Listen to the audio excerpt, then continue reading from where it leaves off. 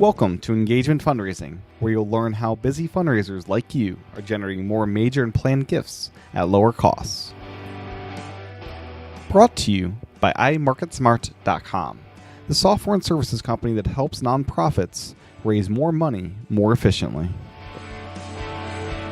You're sort of attracting them. You're helping them move themselves to want to give. So if you're making them feel good over the course of time and you're paying attention to them, people like to know that you're paying attention to them. You care about them. But then there's the other side of the coin. So what are you doing? You can post successes. You can post a video or a picture of someone that was helped thanks to donations of people just like them. And you can say that because of people like you. Hi there, I'm Tim Chatton, Marketing Solutionist at MarketSmart. On today's episode, I sit down with Greg Warner to talk about how fundraisers can utilize LinkedIn. Not sure what engagement fundraising is or how to use LinkedIn? Well, you will soon. You ready to do an ad for LinkedIn, basically? Basically, yeah. Just promote the heck out of LinkedIn and give a free ad spot here for Microsoft kind of fairly recently bought them for like $26 billion. It's a little chunk of change. A little bit. Yeah. I saw they just integrated it into Word a couple days ago where it helps you make your resume better or something within Word. Cool. Yeah. So interesting. You know, I don't think they even generate $1 billion a year in revenue. I think it's like 700 million maybe. I'd have to check on that. That's but definitely it's so not cool. their play. It's a value add, I'm sure. And $26 billion. Wow. Big chunk of change. It is. They're sort of like under the radar.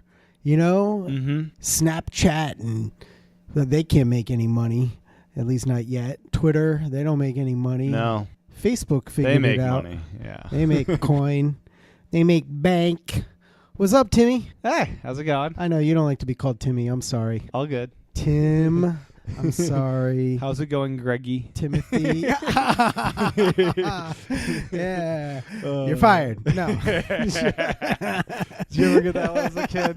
Was that a thing? Everybody out there, I see all our employees, they all just turned around. A cold chill just went through the whole office. Oh, some of them are going under their desks. No, we're just kidding. That's terrible. That is terrible. Hey, Tim, we're talking about LinkedIn today. Yes, LinkedIn. You know I like LinkedIn. I spend a lot of Yeah. time on LinkedIn. It's my happy space. I can hide there. I don't have to go to conferences that much anymore. Because you have LinkedIn. Yeah. I mean, people ask me, hey, you got to fly out here and you should buy a booth and a sponsorship. Give us 10 grand, you know? Imagine you spend $10,000 in LinkedIn promotions. Can you imagine the number of leads? That'd be great, yeah. We won't even get into... Yeah, a lot more than a trade show. Right. And look, I mean, I got like 7,000 connections now almost, or maybe. Yeah. You know, people ask me to connect. It's like every 10 minutes I go on there, someone's asking me to connect. So I just post something and I see it. I get thousands of views of my stuff and it gets shared. So why would I spend 10 grand or whatever to go to a conference? I mean, it's nice to press the flesh, but most of the people at those events don't actually want to meet me. Right. No, not exactly. I mean, there's some, but a lot of them want the free lunch. They want the content, but they don't want to be sold by me or anything. So No, not really. I don't like flying that much, and I like being around my wife.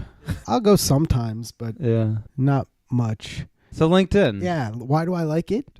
Why do you like it? Why? How about I ask myself the question? Why should fundraisers be using this? Oh, that's right. Fundraisers. We're talking about fundraising. No one cares about us. It doesn't matter about me. Yeah. But you know what? Let's just throw it out there that if you want to connect with me and you're in fundraising, I'm going to connect with you.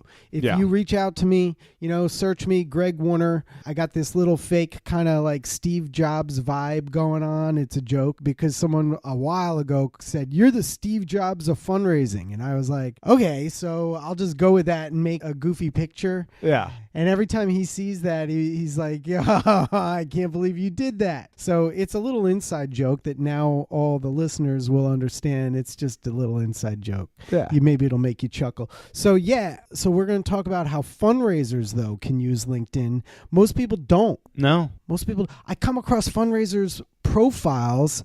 They're like not filled out. Profile pictures are missing. Right. Like, what is the most important thing? It starts with a T and ends with a T, and it's like, I don't know how many letters, but what is the foundational cornerstone of all giving? Trust.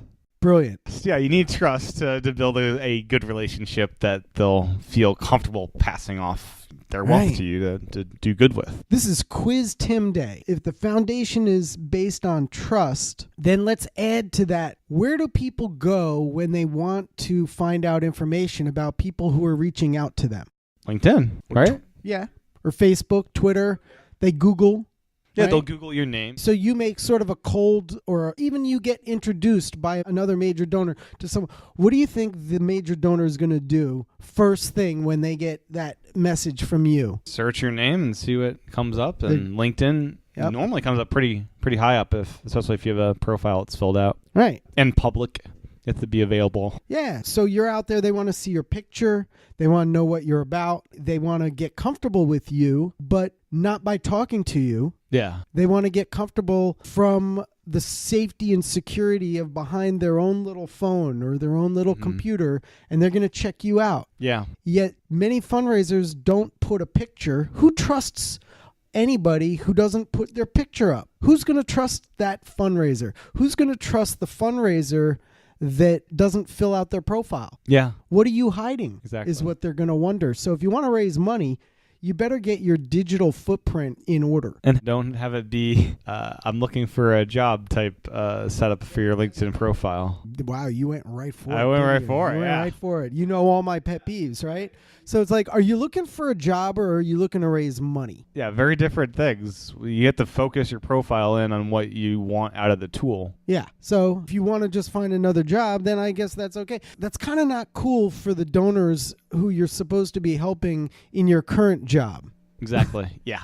So the current organization whose donors are giving to that organization, and that money is then going in your pocket.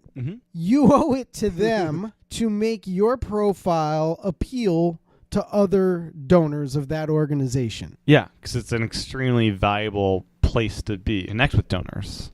Yeah, and they're going to check you out, Mm-hmm. and they're going to check you out as a representative of the organization, a facilitator through whom they can realize their philanthropic goals. Yeah. So keep LinkedIn professional.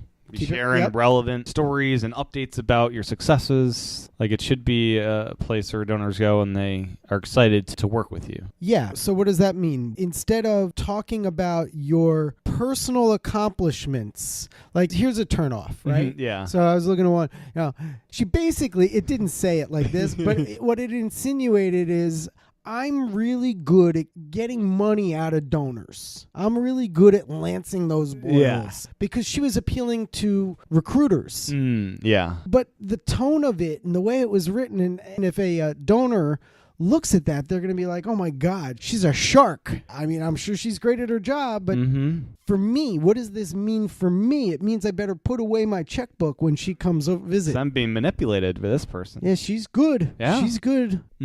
At the same time, you're able to share success stories, but just have Position it in how you're helping the donor Yeah. realize their mission Yeah. in Okay. line with the organization's mission. This is the thing. Everything is about the donor. Donor comes first Yeah. before the organization. So yes, the organization is the conduit through which the donor realizes their goals. It's not about the organization. It's not about the fundraiser. It's about the donor. Yeah. So the best way to create your profile, of course, is to first get your picture up there. There's some stats here that LinkedIn says that profiles with professional headshots get 14 times more profile views. Pretty interesting, right? Yeah. Just putting a photo up there gets you 21 times more profile views. And then if you have a professional headshot, it gets you even more. Having that photo, according to LinkedIn, increases your chances of having your messages, your outbound LinkedIn messages accepted and replied. Okay.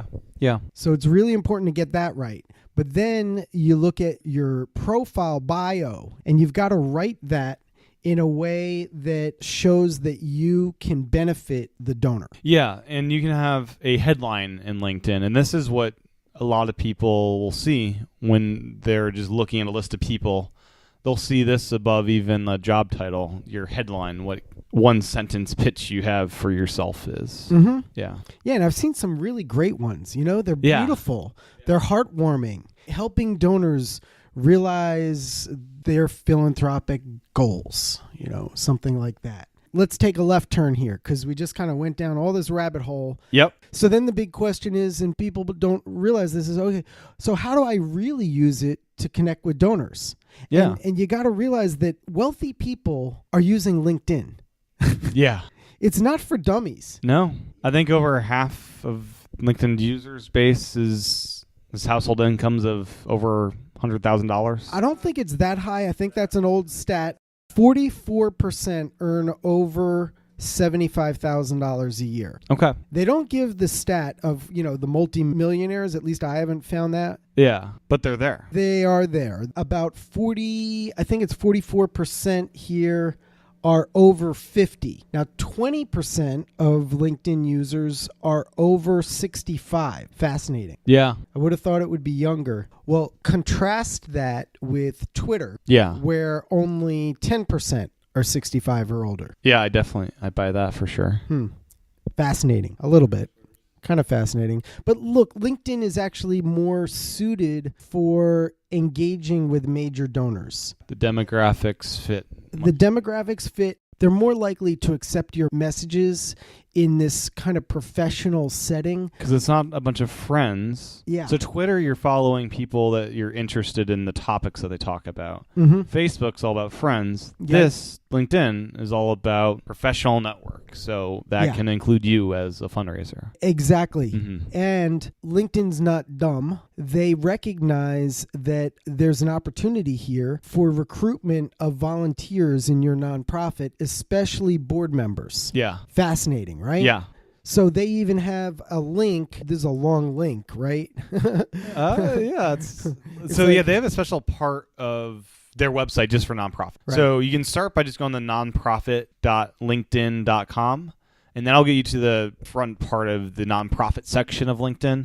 And from there, there's a different volunteer part. There's a find your board members part within that. So nonprofit.linkedin.com/volunteers/find-board-members gets you to the part of the site where you're able to connect with different board members and find a board member through LinkedIn. Right. Yeah. Or you can look up people that you're already connected to, which are your current board members or your current major donors. And then since you're connected to them, you can see their connections and you can find other people that are likely to want to consider being a board member or being a volunteer.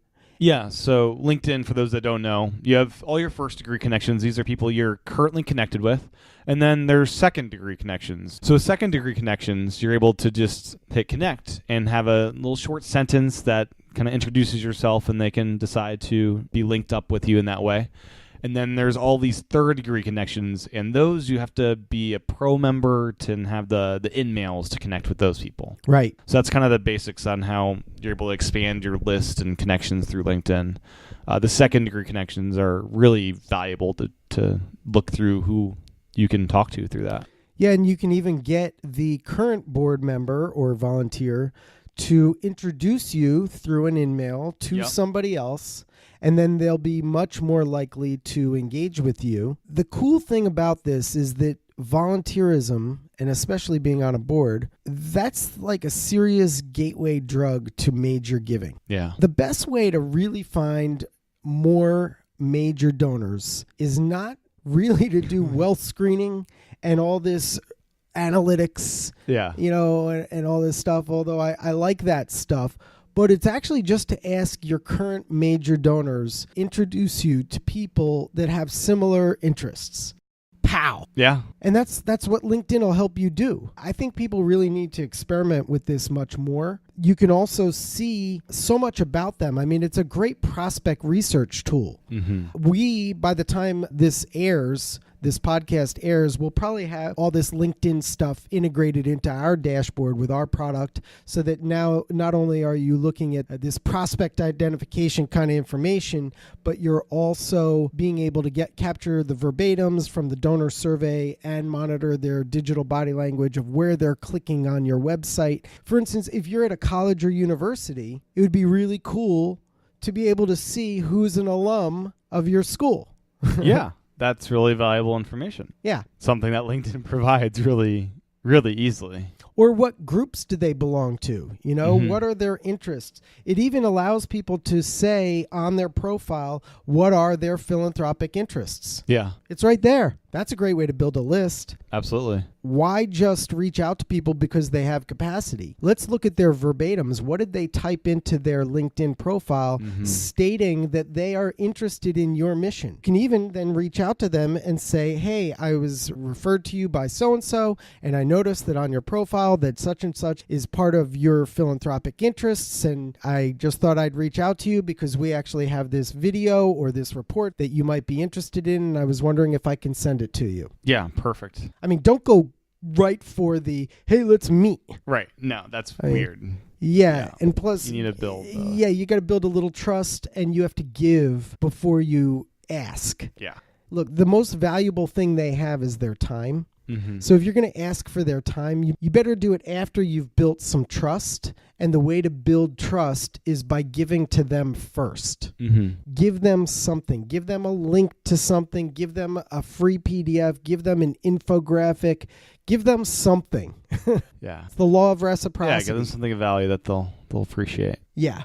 And then they'll trust you more. Then maybe you can meet. Yeah, exactly. Something of value would, for many of these people, suggesting a volunteer opportunity that's coming up, be a good way to kick a relationship off? Or I would say let's talk about engagement. You know, I love my phrase I made up way back a few years ago. Engagement fundraising. So yes, a volunteer opportunity is nice, but it's kind of a commitment. It is, yeah. So let's not ask them for something. Let's give, and that's where you'd want to give them an engagement opportunity. So after you give, this would be, instead of asking for a donation, volunteer, which could then lead to a bigger gift than just going right for the gift ask. Exactly. Okay. Exactly. Well, for getting the gift ask, I mean, just an ask to volunteer, an ask to meet, and ask for any kind of advance in the relationship, you've got to give first. So one of the foundational components, as we've discussed in engagement fundraising, is to give first. So what you want to do on LinkedIn is give opportunities to engage. That could mean to engage, as I said, with an infographic, a video, a story, a picture, anything that will elicit emotions, build interest, build desire, so on. Okay. Learn where to get MarketSmart's LinkedIn cheat sheet in this quick break. Coming up after the break, Greg and I talk about the LinkedIn cheat sheet. You can get your copy at www.imarketsmart.com/cheat sheet. That's imarketsmart.com/cheat sheet. The cheat sheet is filled with handy tips for making the most out of LinkedIn for you as a fundraiser. Now on to the rest of today's episode. So as you're reaching out to the different prospective donors, how do you cultivate these different connections in LinkedIn? So first, you've got to get them to connect with you. Yeah. Okay. In order to get people to connect, you're going to have to give them something, or at least reach out to them. You don't want to just hit the button that says connect with me, although I'll do that sometimes. I mean, you can, but it's always better to write some kind of personal message. Because that'll also inspire them to write back as a conversation starter. Yeah, and in your outreach message, you should align yourself and your mission, more so, your mission, with them and their mission. It's like, hey, John, David Walker recommended that I reach out to you. He mentioned that you were interested in XYZ. And plus, I noticed on your LinkedIn profile that it said that you were looking for A, B, and C. So I thought I'd reach out. Hope you'd like to connect with me, right? Yeah. So boom, you do that. You connect with them. Mm-hmm. Look, you don't need thousands of connections. No, you don't have time for that either. You don't have time. But when it comes to major donors, you got to be connected to your portfolio. Yeah. If you got 150 people on your portfolio and you're not connected to them, okay, there's something wrong. Yeah. Something seriously wrong. There's value in being connected to people because the secondary connections that we talked about, the more people you're connected with, it's kind of a groundswell thing where you're going to be able to connect with more people because they'll be discovering you because you'll be a secondary connection to them and vice versa. So yeah, so you're building your network to help support the mission. Absolutely. Now, you connect with them. Okay, so Connect there with you them, are. yeah. You connect with them. You've got sort of access to their connections, the network. But then the question was, well, how do you use this for the purpose of cultivation? Yeah. What's the next step? Okay, so you get a stream in LinkedIn, and you're going to see some people are changing careers. Some people, their company went public. Okay, that's called a sign that major donor now is swimming in money, right? You notice that they changed jobs. They were COO of some company and now they're the CEO of another one. These are good signs for you, but they're also good opportunities for you to give them an attaboy, to like what they did. If they're posting something and it's information that interests them and their tribe and their friends, well, just give them an attaboy. Yeah. Just like it. If it's pertinent to your mission, go ahead and share it.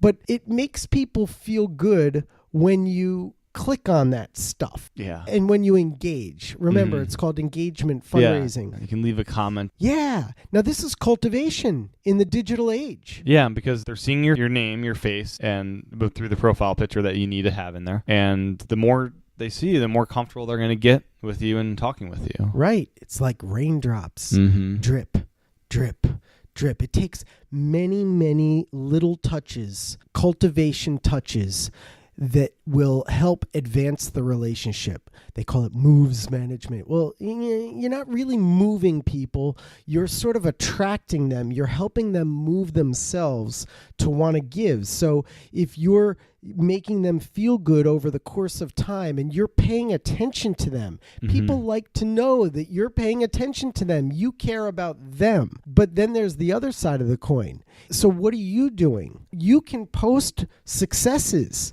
You can post a video or a picture of someone that was helped thanks to donations of people just like them. And you can say that because of people like you. You can share it with them. Cultivation letters are very important. It's wonderful if you can take the time to send people a letter, but you could do it that much easier on LinkedIn, and you can just send someone a picture of a child that was saved from a terrible environment at home because of donors like you. So your donation did this. Yeah. So in real time, I mean, I'm sharing it with you right now. If you'd like to learn more about this, then, give me a ring. And that might even feel more personalized than, I was going to say almost more personalized than someone sending a letter. If the letter is one-to-one, super highly personalized, and it's not a mass thing, then yes. Yeah. But the minute that it starts to look like it's a mass thing, no way. Individual LinkedIn, it's very fast. You can do it from your desktop. You can do it from your phone while you're sitting at home watching the football game. And timeliness is everything. Timing You get the donation in, and then you have a quick turnaround to thanking them and showing the impact. Yeah. You can thank them through LinkedIn. People are more likely to open the messages in LinkedIn because there's no spam filter. So cultivation, I mean, you've got to use LinkedIn for cultivation. I think it's powerful. It's immediate. It's digital. And look, I understand that maybe legacy society members aren't really on LinkedIn. Maybe they're retired. Not all of them, but many of them. For major donors, I just think it's powerful and should be used. What about InMail? What's the role there, and should people be paying for these LinkedIn accounts to be able to send those? Okay, so that's a big it depends. If you have the money, I would invest in the paid account. Yep. Because then you can in-mail people even if you're not directly connected yet.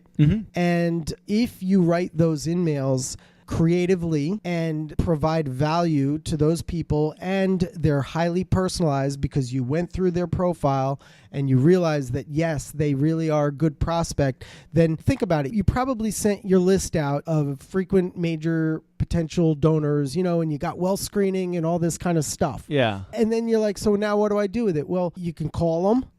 You might not get a hold of them. You can send them letters. Probably not going to get a hold of them. Their receptionist is going to block you and all that kind of stuff. So you need to get over what I call the chasm of distrust. Yeah. I have this picture of like this chasm, it's like this rope bridge. Yeah.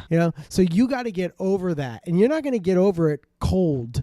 You've got to do soft, gentle touches that provide value and get yourself and your organization on the individual's radar. LinkedIn is a great way to do that. And then after other smaller touches of you liking them and them liking you, or you posting successes that your organization did on behalf of other supporters, then there's this social norms, and they're like, oh, I want to be like those donors. Right. I want to give and I want to make that happen. And they'll accept a phone call. And then, yes, because then over time, now they know you. They see your picture all the time. You're smiling. They know your bio. They've looked at it. You're there to help them. They get it. They see it. They've read it a bunch of times. You've been engaging. Next thing you know, they think they know you. You call them and they're like, or you can in-mail them because you've paid for the account. Yeah. Or if you're connected with them, then it's free. I mean, you don't have to pay for that. But you can in-mail them and then start a conversation and end up with an appointment. This is a great qualifier, prioritizer. It's a great cultivation tool, and it's a great way to set appointments in the new world. Yeah. So, the paid accounts might be worth it. It's probably about $65 a month or something like that. Yeah, but I mean, like one donation, are you kidding me? How can you not be in the digital realm? Look, you have to be at the watering holes where your donors drink. Absolutely. And if your donors are on LinkedIn, even though I know some of you, they're not on LinkedIn. Bull. They are, yeah. Some CEOs, they don't get into it. They think they're too busy. They're too good for it. I've had lots of friends who over the years told me that they're not interested, because I've been a big fan of LinkedIn ever since the day it came out. Because a lot of them are very, very private people. Yeah. Maybe they're private, or maybe they don't want their competition to see who they're LinkedIn with and be able to source that list and then call on their competitors. Maybe they just think they're too busy. I don't know. But look, Generation Xers are on it. Yep. I think baby boomers maybe not as much, but look, I'm almost 50. Okay? My Generation Xers are coming into our prime. I hear all this talk about getting on the radar of millennials. Okay, stop with that. All right? They don't have the money. And they're not in the mindset of major giving yet. I've already redone my will 3 times. I've got organizations in my life insurance policy as beneficiaries. I don't know. How often am I going to change that? Am I going to change it? I don't know. People make their wills in their 40s and 50s. And sure, they're going to change them over their lifetime. Yeah. But Generation Xers, can you hold off on the Generation Xers? Can you guys hold off on the millennials? Yeah. They're not ready for you. Can you take? I know the Generation Xers are a small generation, but come on, baby boomers and Generation Xers, that's where your money is right now. Yep. You want money now, or you want it 27,000 years from now? Come on. Yeah. You got that? I got that. All right. So why don't we do a quick rundown of my LinkedIn cheat sheet? Cool. Everybody knows about my LinkedIn cheat sheet. Yeah, I got a LinkedIn cheat sheet. When we share it, we get thousands of views on it on LinkedIn, and it gets shared a lot. Yeah. But in case people haven't seen it, first of all, they can find it on our website on the shareables, or they can email us at info@imarketsmart.com, or tweet us, or we'll get to you. LinkedIn message me. I'm accessible on LinkedIn, aren't I? You are. Yeah. So the LinkedIn cheat sheet. This is the Fundraisers Ultimate LinkedIn cheat sheet for how to reach out to major legacy gift supporters online, right? All right. So number 1, get connected with people. and you can't get connected unless you complete your profile, right? Yeah, sure. Right? And do it so that it looks like it benefits donors, Mm-hmm. right? Build up your network. So that means reach out to people and connect with them. Use a message, highly relevant message, Yeah. and they'll be more likely to connect. After you've built up your network, look at who's connected to you. Are your major gift prospects, are your Legacy Society members, are they there? Mm-hmm. And look at your board members, and then start looking at their second degree and first degree connections. Yeah. Right? See anybody familiar, so to speak, you know? Mm-hmm. Yeah. Those are what we call clues. Okay. And then reach out to them. Reach out to people. Send little notes. Use it for cultivation over time. Another thing that you can do that gets people to engage is to ask a question. Questions generate response. Yeah. Their guards are down too with questions. They're just, I'll just answer this. Yeah. So that's a good thing to do in one of those in mails to have a question in there. Yep. Now, if you want to meet with someone, don't be wishy-washy. If they've been cultivated to a degree, Yeah. and you've had some conversation, or at least you're liking and you're on their radar, and you want to have a conversation, be specific about it. Yeah, be clear. Be clear. Don't beat around the bush. It's like when you're asking someone on a date, be clear. Otherwise, they won't know what the heck you're talking about. Yeah. They won't get it. Yeah. Yeah. Mm-hmm. You may want to use some softening statements and say, look, I'm not going to ask you for money. Mm-hmm. I just want to understand a little bit more about what your goals are and see if there's a fit. Yeah. That's really what we're looking for, is a fit at that stage. Yeah. Try and keep it short. People don't have time for rambling on kind of messages. No. Keep it short. Now, here's one last thing that's kind of like a little trick. I call it the looky-loo. Mm-hmm. So, before you even send an in-mail, a couple of times over a period, you can just click on someone's bio, Yeah. a major donor or major donor prospect's bio. Mm-hmm. Click on them Yeah. because they'll see that you looked at them. Right. That's a looky-loo. You know what I mean? So Yeah. now you're sort of on their radar just because they saw that you looked at them. It's a little creepy. They may notice that and be like, they're looking at me. Yeah. Why are they looking at me? But then if you send a message, it's just an interesting way to sort of get on someone's radar. It's just a little something. Yeah. So those are some of our cheat sheet insights. Awesome. Yeah. Download it, share it with your buddies. Go to imarketsmart.com and click on the shareables part to download that. Yeah. So link in with me. Yeah. LinkedIn with Greg, LinkedIn with me. Great. And I think that's it. And yeah, we'll be pals. Good pals on LinkedIn. Bye. Bye. Thanks for listening to this episode of Engagement Fundraising. If you like this show, make sure to review it on iTunes and pass along to a colleague. If you're curious about what we do, make sure to check out imarketsmart.com and check out the LinkedIn cheat sheet by going to imarketsmart.com/cheat sheet. Thanks again for listening to this episode of Engagement Fundraising.